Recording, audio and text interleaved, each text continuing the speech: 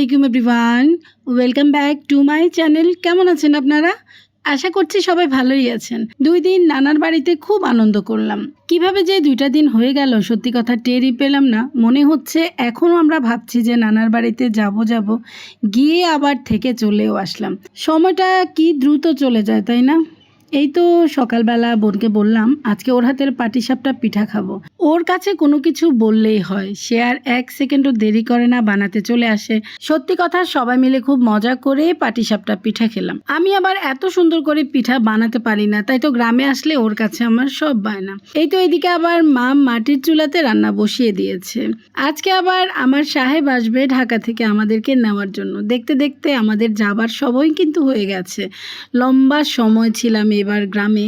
আমার মনে হয় অনেক দিন পরে আমি গ্রামে এত দিন থেকেছি।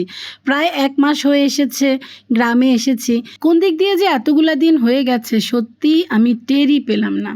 যেহেতু সাহেব আসার পর মাঝখানে একদিন থেকে আমরা চলে যাব, তাই তো মা সব কিছু রেডি করছে আমাদের সাথে দিয়ে দেওয়ার জন্য। রান্নাঘরে অনেক গরম, তাই ভাবলাম বারান্দায় গিয়ে একটু বসি।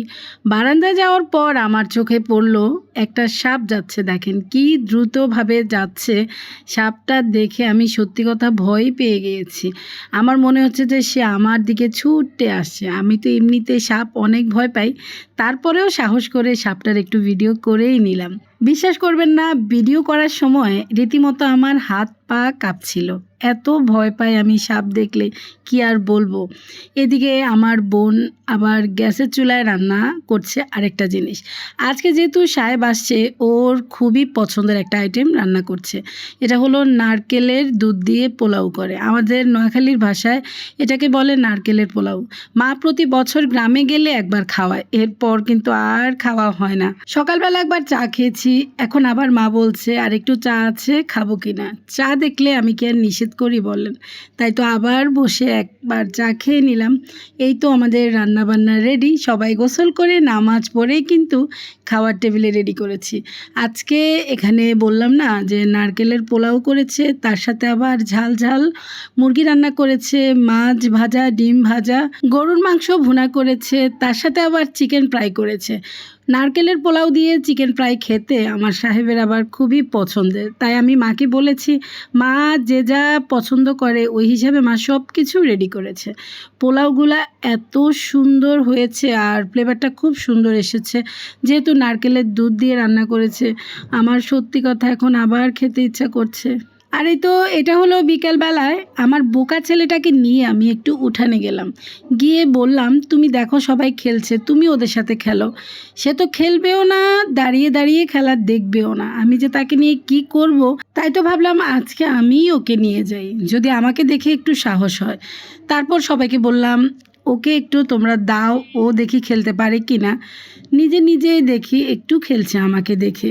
ওর পাশে যদি দাঁড়িয়ে থাকি তাহলে সে একটু খেলে, একা একা সে কোনো কিছুই করে না।